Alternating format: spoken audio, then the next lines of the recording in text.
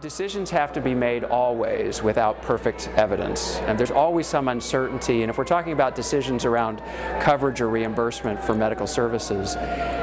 those decisions usually need to be made early enough when something has been brought forward for possible coverage that there are lots of unanswered questions about long-term outcomes, about when the product spreads into the use of different kinds of doctors and patients, and many other kinds of uncertainties. So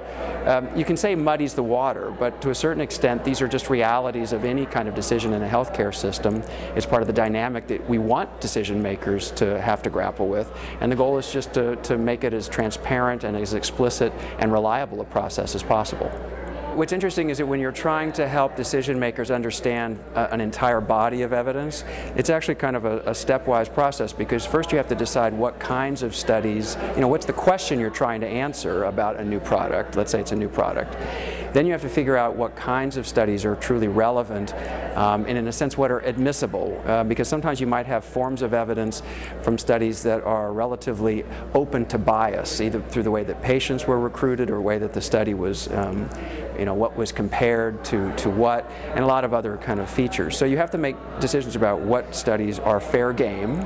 Then you have to judge each individual study on its merits. And after that, in a sense, what I think is actually the harder process is taking, at that point, what is usually a wide variety of different kinds of evidence and trying to figure out how they fit together. Which studies do you lend more weight to in your thinking? Which studies do you try to merge together and try to get some kind of cumulative or aggregate outcome from? So through all of those steps, you have to make judgments about the relative importance of certain kinds of data, the relative quality of different kinds of data, and at the end of the day, come up with a product that you can then help decision makers understand, so that when they do make decisions, they have an understanding of where the strengths and the weaknesses of that body of evidence lie.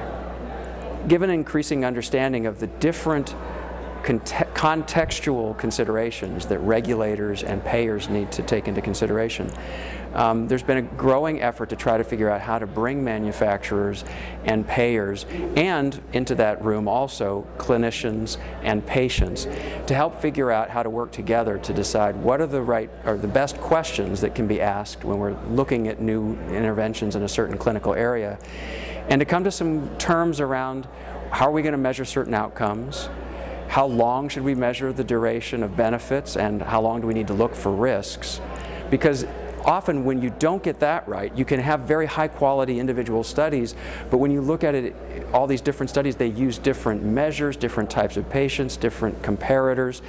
and the result is a muddy soup. So by working together, I actually have a lot of optimism that we're going to end up with both better individual studies, but even more importantly, a better body of evidence that will make it more efficient and easier, and therefore less costly for manufacturers to develop a good body of evidence,